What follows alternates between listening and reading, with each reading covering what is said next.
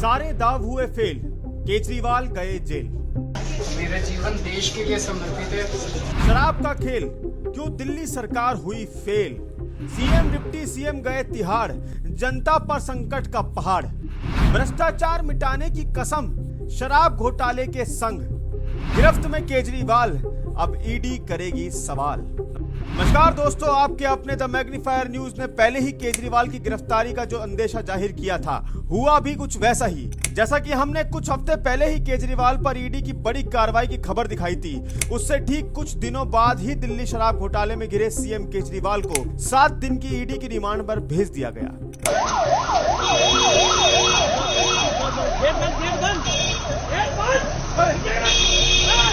ED ने केजरीवाल की 10 दिन की रिमांड मांगी थी, जिसको लेकर ईडी की तरफ से बेहद पुख्ता दलील पेश की गई। एजेंसी की ओर से दलील दी गई कि केजरीवाल अपने मंत्रियों, आप नेताओं की मिलीभगत से दिल्ली शराब घोटाले के सरगना और मुख्य साजिश करता है।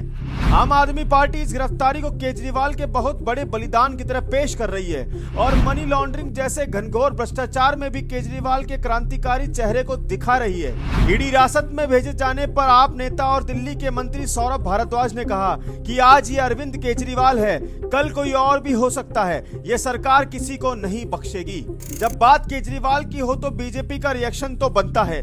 बीजेपी इस मामले को लेकर आप और केजरीवाल को घेरने में लंबे समय से लगी थी। ऐसे में केजरीवाल की गिरफ्तारी ने मानो बीजेपी को बड़ा मुद्दा दे दिया। केजरीवाल के मुद्दे पर बीजेपी से सामने आई केंद्रीय मंत्री स्मृति ईरानी ने केजरीवाल पर घोटाले में बड़ी संलिप्तता का आरोप लगाया। ईरानी ने कहा कि विजय नायर को समीर महेंद्र 2-4 करोड़ देते हैं। इस फैक्ट का खंडन अरविंद केजरीवाल के ही वकील ने किया। ईरानी ने कहा कि पीएमएलए के जितने केस दाखिल हुए हैं, उसके खिलाफ भी अरविंद केजरीवाल के वकील ने कुछ सफाई नहीं दी। 2020 में जब दिल्ली में शराब पॉलिसी बनाई गई, तब एक्सपर्ट कमेटी को मनीष सिसोदिया ने हेड किया था। वही केजरीवाल के भ्रष्टाचार के खिलाफ काफी लंबे समय से आवाज उठा रहे बीजेपी नेता कपिल मिश्रा ने केजरीवाल पर बेहद तल्ख टिप्पणी की। उन्होंने कहा कि केजरीवाल के जेल जाने से दिल्ली की जनता राहत की सांस ले रही है। ये केजरीवाल की राजनीति का आखिरी अध्याय है। हालांकि विपक्ष और उसके नेताओं को केजरीवाल की गिरफ्तारी में भ्रष्टाचार नहीं दिख रहा। विपक्ष एक सुर में इसे राजनीतिक गिरफ्तारी बताने में तुला है। केजरीवाल की गिरफ्तारी के बाद विपक्षी दलों के नेता इसकी निंदा कर रहे हैं। तमिलनाडु के मुख्यमंत्री एमके स्टालिन, कांग्रेस अध्यक्ष मल्लिकार्जुन खड़गे, राहुल गांधी, एनसीपी के संस्थापक शरद पवार ने एक्स पर निंदा की। विपक्ष के विरोध के एक जैसे पैटर्न से यह सवाल उठना तो लाजमी है कि आखिर भ्रष्टाचार पर एक्शन से विपक्ष को इतनी बौखलाहट क्यों है। गिरफ्तारी से बचने के लिए केजरीवाल ने कई दांव चले। आपको यहाँ ये बताना भी जरूरी हो जाता है कि केजरीवाल ने ईडी की गिरफ्तारी से बचने के लिए हर वो पैंतरा आजमाया जो उनकी लीगल टीम ने उनको बताया। इसी क्रम में केजरीवाल की तरफ से दिल्ली हाईकोर्ट में गिरफ्तारी से रोक के लिए याचिका दायर की गई थी, जिसमें उन्हें कोई राहत नहीं मिली। उल्टा कोर्ट ने ईडी के सबूतों को देखने के बाद ईडी से ही सवाल कर दिया कि इतने सम्मन में पेश न होने पर आपने उन्हें गिरफ्तार क्यों नहीं किया। हाईकोर्ट ने ईडी से पूछा, आपको केजरीवाल को गिरफ्तार करने से कौन रोक रहा था? जब आप सम्मन पर सम्मन कर रहे थे और वो पेश नहीं हो रहे थे, तो आपके पास तो ऐसे में गिरफ्तार करने का अधिकार है। यहाँ आपको ये बताना जरूरी है कि सीएम केजरीवाल ने दिल्ली हाईकोर्ट से कहा कि वह ईडी को पूछताछ के दौरान गिरफ्तार न करने का आदेश दे।